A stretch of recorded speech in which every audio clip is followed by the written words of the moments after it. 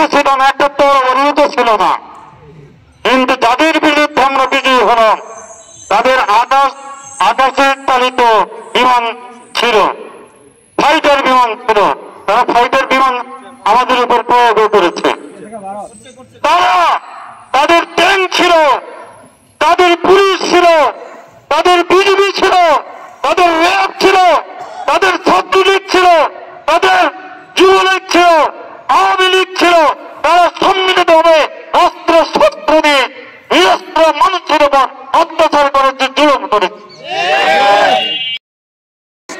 বলতে পারবেন যেভাবে ইখতিয়ার উদ্দিন মোহাম্মদ বখতিয়ার খলজি মাত্র 17 জন মধ্যে মুজাহিদ নিয়ে এই বাংলার জমিনে আসে, আর রাজা দুর্বিন্দ আল্লাহ আকবার ধ্বনি শুনে তার রাজপ্রাসাদের পিছনের দরজাতে পলায়ন করে। আমরা সেই জাতি, আমি বলবো আল্লাহর জন্য ধ্বনি লিল্লাহে তাকবীর। যদি এখনো কেউ ভয় পান দেন না, এটা কিন্তু গুনাহ। আল্লাহর নামে স্লোগান দিতে বললে স্লোগান দেওয়া ওয়াজিব হয়ে না। যদি কারো বিদ্রুপ থাকে আগের থেকে তিনি মনে মনে দেবেন, আস্তে আস্তে দেবেন। আর যাদের ভবিষ্যৎ আল্লাহ দিয়েছেন আপনারা কৃপণতা করবেন না, আল্লাহর কাছে মর্যাদা পাবেন। লিল্লাহে তাকবীর, লিল্লাহে তাকবীর। ভাই এই স্লোগান দিলে শয়তান পিছনে বাড়ি ছাড়তে ছাড়তে দৌড়ায়।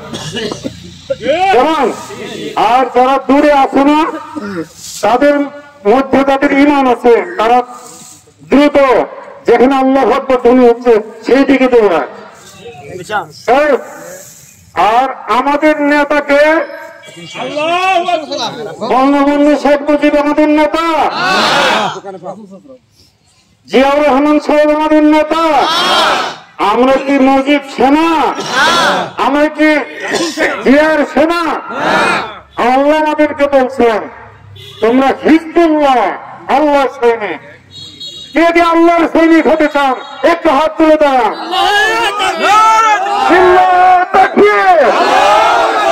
আমার নেতা তোমার নেতা, আমার নেতা তোমার নেতা। এই যে দুনিয়ার যত নেতৃত্ব, সকল নেতৃত্বের মডেল হলেন হযরত মুহাম্মদ মুস্তাফা সাল্লাল্লাহু আলাইহি ওয়াসাল্লাম। আমার কথা, আমার বাপের কথা না, আল্লাহ স্বয়ং বলেছেন লাকাদ কানা লাকুম ফী রাসূলিল্লাহি উসওয়াতুন হাসানাহ। আদর্শের সর্বোত্তম নমুনা, সর্বোত্তম নমুনা হযরত মুহাম্মদ মুস্তাফা সাল্লাল্লাহু আলাইহি ওয়াসাল্লাম। তাকে ছাড়া আর যার জন্য স্লোগান দেন, এই স্লোগানে কোনো বরকত আছে? আপনি হাজারবার চিল্লায় বলেন অমর ভাই জিন্দাবাদ, অমর ভাই জিন্দাবাদ, এক পয়সা লাভ নাই। আর যদি আপনি রাসূলের নামে স্লোগান দেন, আল্লাহ সেই স্লোগান শিখিয়ে দিয়েছেন। আপনি যখন ঘুম থেকে ওঠেন বা পৃথিবীর পূর্ব প্রান্ত থেকে আওয়াজ ওঠে আল্লাহু আকবার, আল্লাহু আকবার। এরপরের যে দেশ সূর্য উদয় হচ্ছে সেখানে আওয়াজ ওঠে আল্লাহু আকবার, আল্লাহু আকবার। এরপরের যে দেশ এইভাবে ভাবে সূর্য যেখানে অস্ত যায় সেইখান পর্যন্ত আওয়াজ ওঠে আল্লাহু আকবার, আল্লাহু আকবার। আর আল্লাহর সাথে ওঠে মুহাম্মাদুর রাসূলুল্লাহ। আছে না?